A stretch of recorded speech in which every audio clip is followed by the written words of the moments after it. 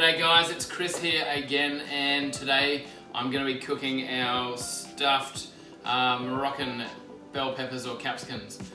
So we're keeping it low carb, got our cauliflower to make the cauliflower rice, then we're going to toast up some of the almonds and pine nuts there and put it in with our Moroccan spices. It's going to be absolutely delicious. Stick around and let's get stuck into it. This recipe is extremely easy to make. It doesn't take that much time at all, and you can use this for meal prepping meals ahead in advance. You can have it for lunch and dinner ready in the fridge. They heat up really well. Then we're going to put a bit of cheese inside them and a bit of cheese on top as well. So I know you're going to love it, guys. Make sure you like and subscribe if you like what you see, and we'll keep going. Righto, let's start with the pine nuts. Get them in the pan. It's boiling hot. Well, it's not boiling, it is just hot. Keep moving them. They love to burn. If you literally look away for even a second, they'll probably turn into toast and you've wrecked your nuts, and pine nuts aren't the cheapest thing in the world. No one likes wrecked nuts. Alright, have a look at that. Brown, delicious, toasty, and damn, it's good. Alright, next thing in, almonds, slivered almonds, get them in there. Keep moving these guys, they're really thin, so you really do need to watch them, keep moving them.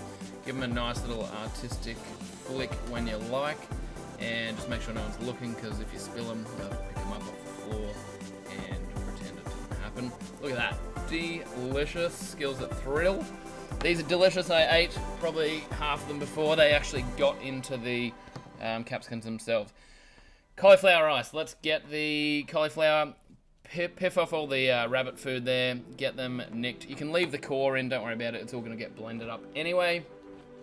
So little bits at a time, try and make sure they're all relatively even sizes and give it a bit of a blend. We're trying to make rice here, so don't blend it into oblivion, into a paste or anything.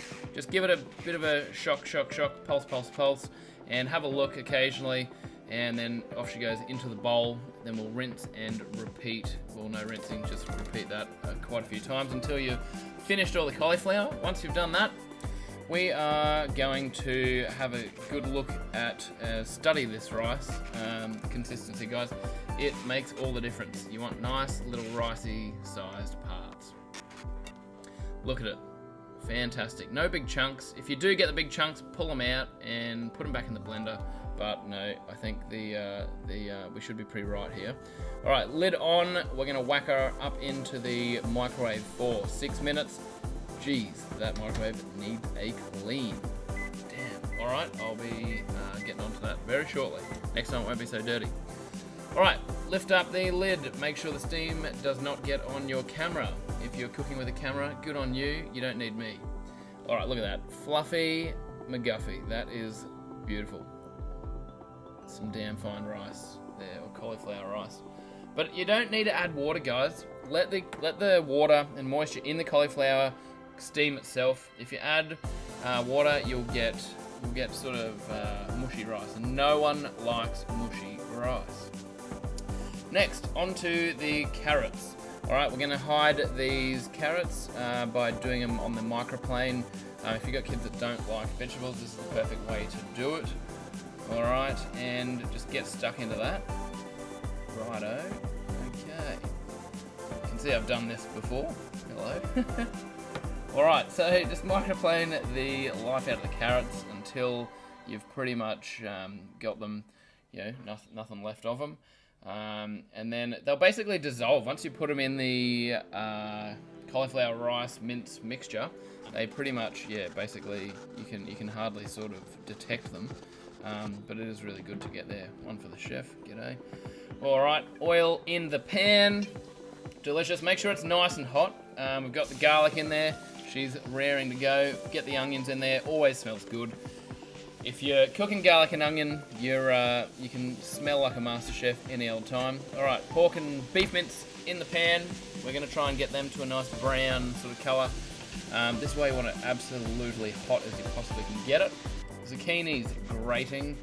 Alright, we're going to give them a hell of a quick go there. On the finest setting, again, it kind of dissolves. Need to give them a bit of a squeeze, get rid of that moisture. Again, we do not want mushy rice. No one likes mushy rice. All right, we've got the carrots, give them a squeeze. All right, spice mix into the mince. Putting it in first because we want it completely covering the meat. Really nice flavor, you know, every time you have a little chunk of meat, it's spicy and delicious. All right, now you can make, you know, with the spice mix here, you can do what you want with that. Use all sorts of different ones. In the carrots and zucchinis go, give them a nice, good stir. They tend to clump up a bit, so you want to make sure it's mixed really well through with the mince before you start putting the cauliflower rice in. All right, need to really break that up. And we're ready for the cauliflower rice. Put a bit in at the start, give it a good mix, make sure it's getting around there, and then you can piff the rest of that in and mix it up, making sure the spice is covered kind of everywhere. Looking good, looking good. All right, now if you have a few cheeky tastes there, it's quite nice. Make sure you don't forget your pine nuts, and these guys are pretty sturdy. Give them a nice big stir. When you put the almonds in, you're probably going to want to be a little bit more delicate so they don't break up into, you know, shards of almonds. But yeah, give them a good go there. Okay, now we're going to get some cheese ready. Here I've got some Colby. You can use mozzarella or cheddar, whatever floats your boat, tickles your pickle or melts your cheese. Just get it grated, and we're going to stick it on top of the capsicums once they're stuffed. Everyone loves melty brown cheese, bubbly cheese, delicious. So once we've got that ready, we'll start stuffing them as well. So have a cheeky look at this goat cheese. So it's kind of like a goat feta, really nice and tart. It's in a peppercorn and olive oil and thyme kind of dressing. It's really nice and goes really well with the spiciness of the rice we've got. So start stuffing your capsicums. Don't be too delicate about it. We're trying to get something done here, so let's do it. Make sure you fill every little nook and cranny of these capsicums. They really have like these little ribs in there, and if you don't stuff it right in there hard, you'll end up with air gaps, and that's just space that could have had delicious spiced kind of cauliflower rice in there. So don't be silly, make sure you get all of those spots covered. Alright, look at that, working in fast motion. Leave a hole in the middle. We're going to stuff the goat cheese in there, amongst other things. So get around that. We'll just peel a few of these in, stuff them right down in there. And it's quite soft, so yeah, it'll crumble a little bit. But yeah, if you can get the goat cheese, I highly recommend it. You could also just put chunks of cheddar or whatever in there, but it's not going to be as tasty. The sourness of this cheese really brings out the goods. Get off that thyme. No one wants chunks of peppercorns or chunks of thyme in the middle hiding, lurking in their capsicums. Alright, so once we've got that done, then we are going to add a bit more rice to the top.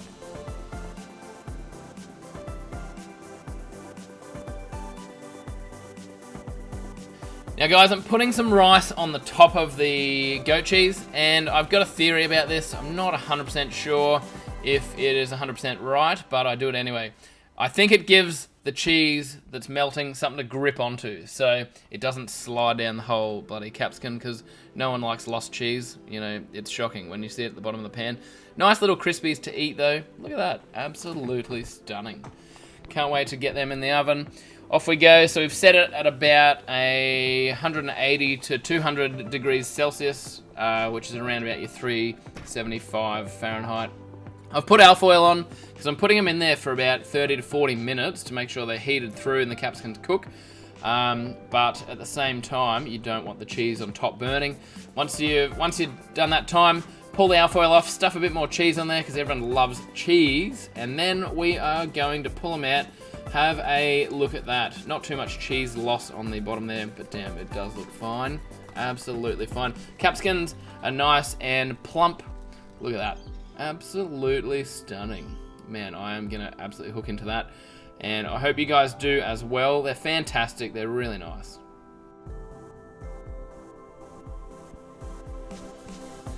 Well, it's time to test it out, and we'll give it a crack. She's going to be pretty hot. I just pulled it out of the oven, but we'll give it a crack. Make sure you can see this. Alright, we'll bust through the melty cheese. Oh yeah. Nice good shot through there. Oh, if that doesn't look good, I don't know what does. Seems like it's going to be pretty delicious. Get rid of this cheesy bit here. Oh yes. Rid of the cheese. Very hot, you can see all that steam. Beautiful.